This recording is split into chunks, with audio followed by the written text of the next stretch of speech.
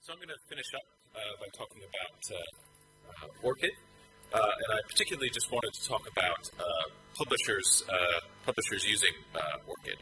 So as I mentioned earlier, Orcid's reaching a great milestone, and we'll soon have over 1 million researcher IDs and profiles.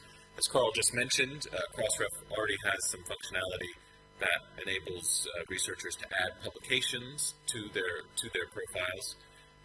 And the key project that we're going to be working on over the next few months is pushing publication information into researchers' profiles. Because right now it has to be initiated by the researcher. We're going to try to tie it into the publishing workflow more closely. So we're just starting the process of doing that. So I want to say to publishers here, if you're not already a member, please look at becoming a member.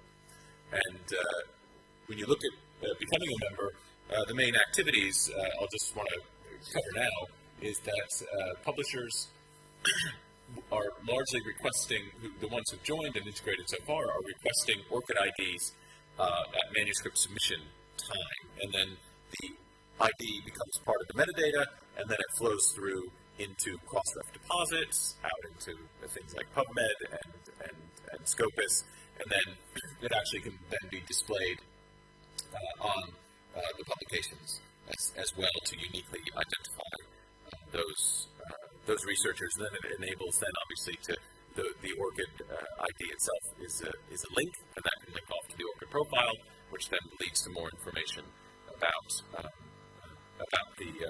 the researcher.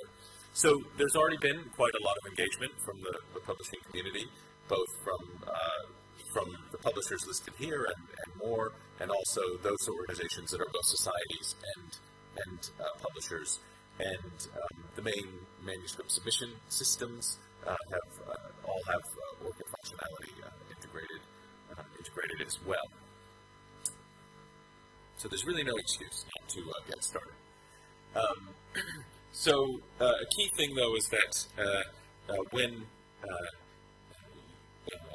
is authentication. So when never let an author type in an ID, right? So the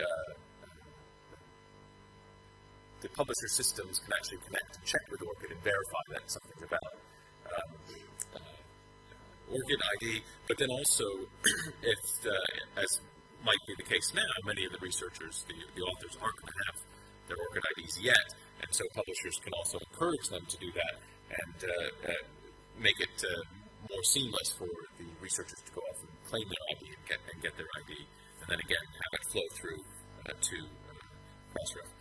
I think the other key thing, though, is that publishers can use the Orcid then throughout their systems. So it can be used actually for signing on to their systems, but it can also be then linked in with all their internal systems.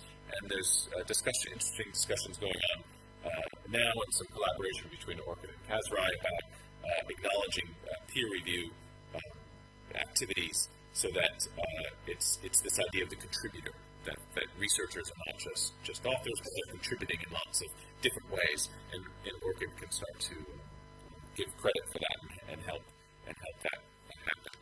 So there's lots of useful information on the Orcid website. So I encourage you to go there and look, and then you'll be hearing very, very shortly about the millionth Orcid ID being registered. So that's it. And